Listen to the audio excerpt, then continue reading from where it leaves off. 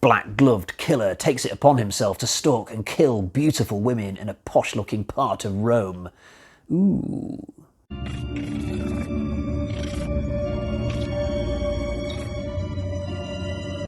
Welcome to my review for Tenebrae, which marked Dario Argento's return to the giallo format after a 7-year absence. He did do Suspiria and Inferno in the intervening years, and I guess at the time Tenebrae came out, maybe people would have expected that he would carry on with that project. But by accounts, Inferno didn't do that well, so for his next film, Argento needed a more guaranteed hit, and he'd never previously failed a giallo, so he went back to that. And Tenebrae was the result. And I'll say at this point, you'll find all my other Argento reviews in my Dario Argento playlist. And there will be spoilers today, so please bear that in mind if you've not seen the film. So the story for this is based around an author called Peter Neal. And when we pick up the action, he's just released his latest novel, but it's caused a bit of controversy. It's got lots of violence in it, apparently. And it objectifies women, at least if we listen to the complaints of a certain very attractive lesbian journalist. When the story starts, Neil is in the process of travelling to Rome for a book signing, or maybe it's to sign some kind of new book contract. I'm not entirely sure why he goes to Italy, but when he gets there, he realises that a few murders have sprung up in the local area, which resemble some of the murders which happen in his book. And we know that there's a direct connection because the killer is actually sending notes to Neil, saying how much the books inspire him. So quickly the police are on the case and they work with Neil and his entourage to try and catch the killer, try and figure out where he's going to strike next. It sounds like a very simple setup for a giallo, but this one's a little bit more complicated than some of Argento's earlier films. We get 2 killers this time around. Halfway through the film, unexpectedly, the killer is off, and then we get a new killer who takes over for the rest of the film. It's not often you get films like this where 2 killers are working separately. I guess Silence of the Lambs would count, Buffalo Bill and Hannibal Lecter. Even the Scream franchise, who have had lots of tag team killers, they've never done one where 2 killers are working separately. I've always said that they should remake Friday the 13th Part 5 at some point, but have Roy Burns and Jason in the same movie, but they're killing people unaware that each other is in each other's territory, so to speak. But getting back to Tenebrae, this is both a shallow film and a deep film at the same time. That's a bit of a woodsmanism. I'll explain what I mean.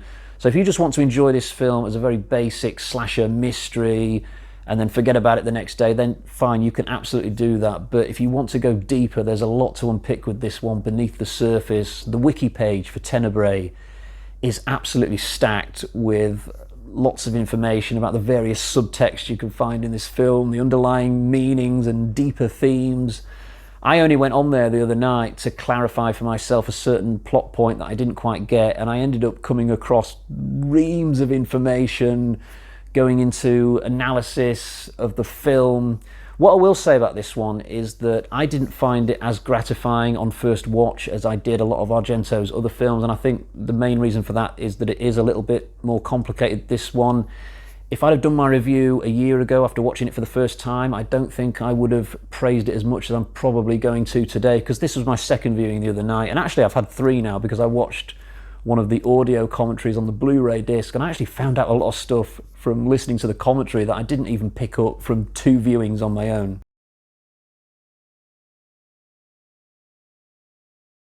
One of the things I noticed about this movie all by myself is that it is stuffed to the brim with extremely gorgeous women getting brutally slain. Nothing new for a horror film, you might say, and yes, you'd be right. I mean, a lot of horror films do have lots of extremely attractive people in them. Even in the smaller roles, I guess it just makes the films more glamorous, but I think it's especially noticeable in Tenebrae. But the clever thing about this movie is that Argento sort of has a good excuse for including lots of women who look like this, because Peter Neal's novel is presumably full of really attractive women, and because the killer is trying to copy Neal's work, he has a reason, therefore, an excuse to target only the very best-looking women in Rome. That being said, I think a lot of the women in this film lead extremely unrealistic lives. So if we take the first kill in the movie of the shoplifter, I swear to God, you've never seen a shoplifter who looks quite like this one. She looks like she's just stepped off a catwalk in Milan. And when we go back to her apartment, we see that it's this really posh place that has an electronic gate. and she's got a wedding ring, so presumably there's a husband somewhere working. I get that some shoplifters do it more for the thrill rather than because they actually need the object they're stealing, but even so, you've never seen a shoplifter like this one, and you never will. Later in the movie, there's a character called Maria who's like the building super of the hotel that Peter Neal is staying in. And again, you've never seen somebody come round to do the plumbing who looks quite like this girl. And it's not just her looks, it's the way she dresses as well. She doesn't wear the usual coveralls. She's wearing this like really short pink skirt that's almost like a belt. She's dressed like she's about to go on the beach in Benidorm. It's quite impressive how Peter Neal doesn't start looking her up and down, but some of the other female characters are a bit more believable. Daria Nicolodi's in this film playing the on-off love interest of Peter Neal, and Nicolodi's presence is always quite reassuring. I didn't really like her part in Inferno.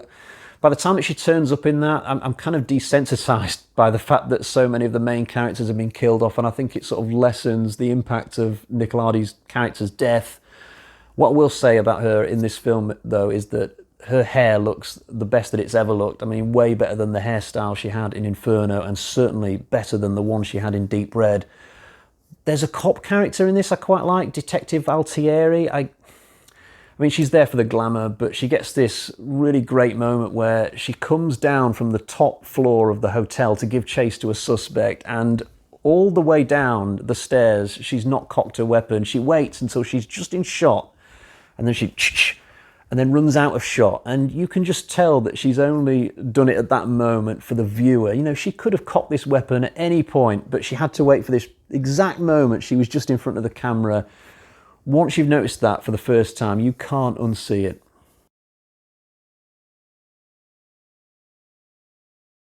There's another funny moment earlier on when the shoplifter character is getting chased by this homeless guy. Just the way that he goes after her. Hoo-hoo. He's like some really comic zombie. I kind of think as well, he's like a Neanderthal who's not seen a woman in 20 years, and now that he finally has, he's just got to grab her. Let's talk a little bit about the kills at this point. Always a fun part of any Argento film, and I've got to say they are up to his usual high standards in this. Though I would say that the death of the shoplifter, while we're on the subject, is one of the weaker ones in the movie, but most of the ones after that are really good. I think John Saxon's character's death is well staged, but I think the best of all of them in this is the death of Maria. That's the scene that I remembered the most from when I first watched Tenebrae a year or so ago. It's one of those really long drawn out, elaborate chases. Maria is pestered by this attack dog, and she jumps over a fence into what she doesn't realise at the time is the estate of the killer. There's so many good moments in this one chase alone. The part where she goes down into this basement and finds loads of photographs that the killer has taken of his victims is a really creepy moment. And then she emerges into this really fancy living room area, and the killer just comes into shot at the side of the screen. It's a really good scene, this. It's a little bit unrealistic that the killer could afford a place like this. I mean, he's only a journalist, but this house looks like it cost about $5 million. I think Tenebrae is meant to be set in some kind of slightly different version of reality where people can afford more than they normally would be able to. There's a lesbian couple in this who, I think they're journalists as well, at least one of them is. I don't know what job the other one's got, if any, but they own this apartment that looks way fancier than what they should be able to afford. It's like this Art Deco pad that surely cost a hell of a chunk of dough. And it's got all these like fancy shapes on the outside of it, and Argento likes to show it off. He does this random crane shot where the camera's operating as if it's on some kind of roller coaster going up, down and sideways, and finally it settles on a shot of the killer trying to get in the window. I think art is a big theme in this movie. There's lots of sculptures and art pieces littered around the various scenes. Some of the buildings are literally like works of art. In the final scene of the movie, a metallic sharp sculpture is used to get the second killer, and Rome as a whole looks very modern in this film, at least compared to how it did in Deep Red. The finale, by the way, is very twisty and turny. Just when you think the end of the movie has come, there's some extra little bit that you didn't expect, and there's a great stunt as well involving this woman getting her arm hacked off. It does look quite realistic. It's very well done.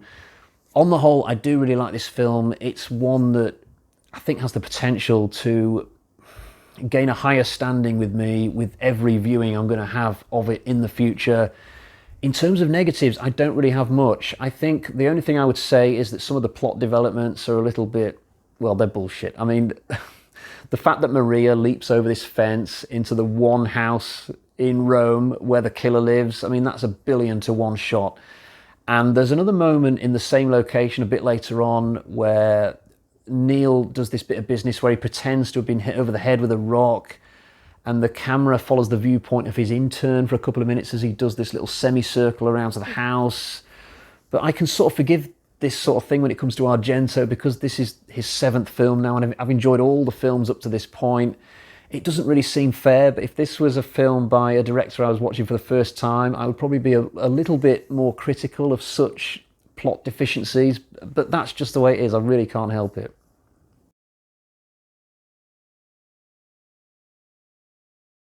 So at this point of the review, as is my tradition, I'll show you the version of the film that I've got. I've got an Arrow Blu-ray for this. The presentation is absolutely tip-top, and there are tons of features, including 2 audio commentaries, one of which I watched just the other night. I watched the one done by Kim Newman and Alan Jones.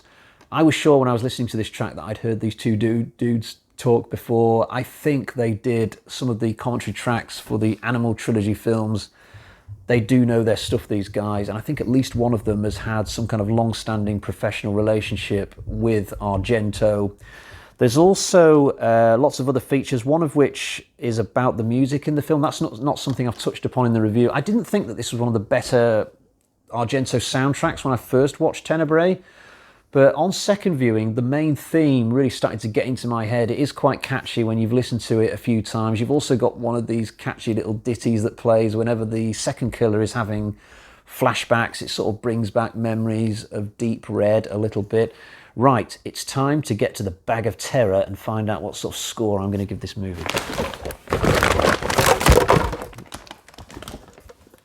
So we got 1, 2, 3, 4 bloody axes out of 5.